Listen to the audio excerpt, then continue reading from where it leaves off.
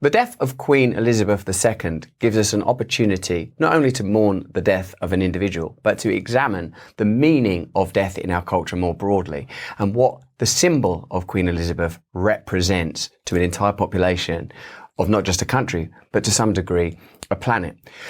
I'm wearing black as a mark of respect to the many people in services, to the older generation, to the people even younger than me that will consider Queen Elizabeth II to be a significant figure and a representative of our nation. I'm wearing black too because she's a human being who has been ubiquitously present in the lives of everybody. She's been a queen, our queen, for 70 years. Unless you're around 80 years old, you can't recall a time. She is a ubiquitous, unquestioned part of our culture. Even when you inquire about the nature of monarchy, the nature of power, the corruption that those symbols can bring about, even when you consider that no power of that magnitude can ever be achieved without enforcement, corruption, imperialism, colonization, there's a level where the Queen is present in all of our lives that goes beyond morality. It's an unquestioned and seemingly natural order. It is the symbol of our nation. There is no Britain in some ways without the monarchy, for Britain is a monarchy, and Queen Elizabeth II is the longest serving monarch that we've ever had. She's on our stamps, our money, every post box. I've got no memory from my life that doesn't in some way have as a backdrop the reign of Queen Elizabeth II. In death, when you start to examine something retrospectively, it's astonishing to think that this is a person that met JFK and Jackie Onassis, that gave the World Cup to Bobby Moore, that's been around while all sorts of leaders and even empires have come and gone, a constant presence. In this constancy, we find a certain stability. But if we examine it, it's also a symbol of our inability to bring about real change. On this channel, we talk a lot about systems of corruption and the impossibility of real change in the lives of ordinary people, as long as there are entrenched systems that don't respond to the requirements of ordinary people. This is, of course, not a judgment of the individual human Queen Elizabeth II, who none of us, other than a very limited circle of people, have any potential to understand or to know.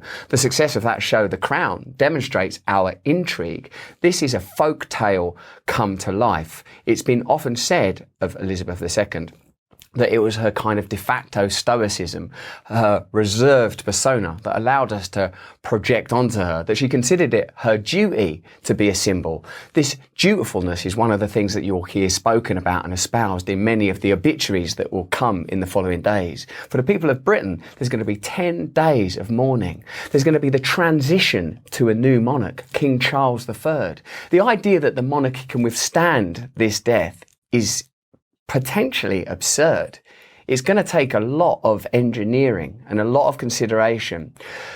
Queen Elizabeth's power was unquestioned because there's nobody, hardly, that remembers life without her. The first Prime Minister that she met with was Winston Churchill, and Winston Churchill's death was the last death that was mourned on this scale. Of course, in this country, the death of Princess Diana was incredibly resonant, but in some ways, Diana stands as the antithesis to the monarchical power. Diana was a challenge to this power. Diana was the emergence in some ways of the new emotionalism, the kind of mournography, public grieving, the expression of grief and pain and sadness and romance and love and loss that the Queen stands in direct opposition to. I have so much respect for the generations that went before me, that fought in world wars, that built this country, that built the National Health Service. And many of them did that with the kind of unconscious and unquestioning, and in some case devoted image of Queen Elizabeth II as the fulcrum. I know people who've, Gareth, who I work with, just said that when his granddad got a centenary letter from Her Majesty the Queen, it was one of the most important moments in his life. I'm respectful to all those values.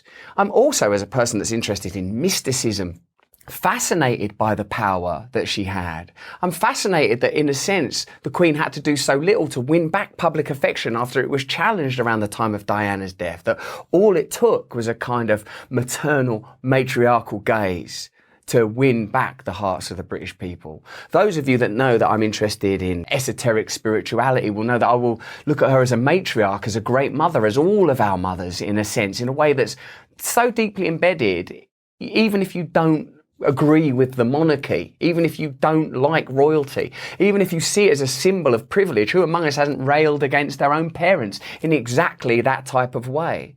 You'll have heard me say before that in a culture that extracts the divine feminine from its practices, i.e. we are a Protestant culture, broadly speaking, albeit a secular one, we don't have the figure of the mother, Mary. We don't have that aspect properly represented. So a powerful queen, I think, is a sort of an expression of that repressed femininity. All the time when people are talking about the need to change the relationships, the aspects of femininity, patriarchal power, will be cognizant of the fact that in British culture there is this potent female symbol that is sort of actually is definitively female, but almost beyond womanhood. She is a signifier in a literal way of female power, in a way that goes beyond feminism, I would argue. Certainly her tenure and her reign predates feminism in any manner that we might discuss it. The loss of Queen Elizabeth II will obviously bring about in the coming days and weeks, months and years a conversation, coming as it does at a time of crisis, a time, in fact, that is defined by crisis, where we go from the war against terror into very real wars in Europe, into wars against germs and lockdowns and pandemics and culture wars, ecological crisis, the division around the framing of ecological crisis, the political crisis that we're currently facing, the cost of living crisis. This death will be seen as a part of that. It will be seen as a symbol of this time of transition and renewal. And my truthful opinion is that it has to be seen as that this time has ended. When Her Majesty Queen Elizabeth II ascended to the throne, the Cultural Revolution of the 1960s hadn't happened, let alone the kind of mauling of those ideals in the 1970s, the emergence of the individualism of the 80s, the kind of new, fast-paced hyper-reality of the 90s, and wherever it is we are now in this new millennium, this kind of technologically advanced, atomized culture where tradition just seems to be a kind of cultural tool. Perhaps it's only ever been a cultural tool, but something that we've lost real contact with. She is arced like one of the many rainbows that illuminated the sky curiously yesterday across an epoch. She defines an epoch. Whether or not you agree with royalty, whether or not you agree with privilege and the kind of power that you have to accept that Elizabeth II represents, she's an extremely wealthy person, the oaths are still sworn, Her Majesty's postal services, Her Majesty's prisons. This is deep, deep, deep in British culture. It is British culture. You take that away, you've got to redefine what Britain is. What's the next? The Beatles? You know, where do you go after the Queen? The Beatles. And she was Queen when those guys were, you'll have to look nowadays, kids. You know, like, that's how long it is. That's how much he's held there. And it could only be a person that transcended individual identity that would be able to carry that kind of weight. And now the reality is that the Queen, as all human beings must, has died. And she leaves us with a lot of questions. And I think a lot of people are going to rush to find answers. And I don't want to be one of those people. I would just like to present to you and to suggest to you that all of the questions that have come about in recent years still remain unanswered. What type of society do we want to live in? What do we consider democracy to be? What is it to be British or American or French or Somalian? What are we trying to achieve here? If you have a figure that represents ultimately our shared connection with one another and with God, and that figure dies at a time when we are confused and fractured as a culture, when we are generally speaking fearful and doubtful, at a time when people are analysing power very deeply and analysing identity in a way that's never been done before, as far as I know, then certain questions will eventually have to be asked. What kind of culture do you want to live in?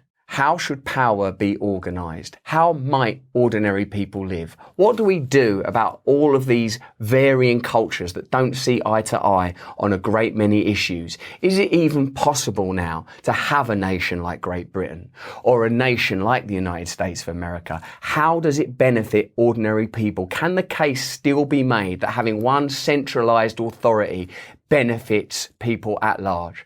I'm certainly not pretending that I can answer such a huge question, or that this is the right time to start addressing it. I am respectful of the legacy of Queen Elizabeth II, in so much as she was an individual that devoted her life to what she did, and she played the hand she was dealt as well as she could have done. I'm respectful to the many people that will feel deep sadness now, and I include myself among them, because the world is changing and Britain has just changed significantly. I'm also not going to pretend that I'm a person that agrees with royalty more broadly, because I can't help but think that it is the central symbol of elitism and privilege, and helps to insert in our collective consciousness that it's okay for wealth and power to be concentrated in certain areas in a way that negates the welfare and well-being of many, many ordinary people. I think that that is a question that has to be asked. I am respectful of the legacy of Queen Elizabeth II and respectful of the death of Queen Elizabeth II, as I would be of any human being, but this is not any human being. This is a symbol, and symbols can be mutable. There is not a universal Queen Elizabeth II. She will mean many things to many people, but she means something to all of us, and I'm respectful of that fact. But I'm mindful most of all that this has come at an interesting time, that we're going to be invited over the next 10 days to experience various ceremonies, and those ceremonies I hope will be deeply cathartic for the many people wounded by her passing. But part of what we'll be invited to do is transfer whatever degree of allegiance we have to the institution in its new form. And many of you will have questions about that. Many of you that are not British will be curious about how that may unravel and unfold. Perhaps this is a time for review. Perhaps it is in the same way as perhaps in the United States, seeing a figure like Trump, then a figure like Biden, and observing the fluctuations and the continuity that has come within those apparent variations. Perhaps what this suggests most deeply is we are entering into a time of real reflection and real change. And to pretend that there is stability and constancy is illusory. The only constancy is change. It is a deep truth and unavoidable, indefatigable reality of all our lives that our form and our lives here is temporal and temporary. And to pretend that it isn't, I believe, leads to materialism, elitism, concentration of power. I believe we have to access deep spirit. And what I mean by that is what we feel we are beyond what we have.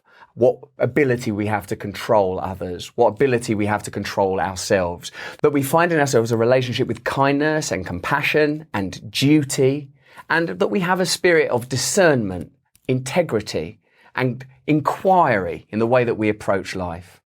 So, of course, like anyone that's British, and perhaps like anyone in the world, I mourn with everybody the death of an incredible human being who lived an incredible, incomparable life. But I also am aware that after this period of mourning, many questions that have long been present in a lot of people's minds will have to be resolved. What is it to be British? What is it to be American? How ought the world be run, and for whose benefit? But for today, perhaps I will simply join all of you in paying respects to Queen Elizabeth II, a human being who it's impossible to imagine Britain without, but now we're going to have to.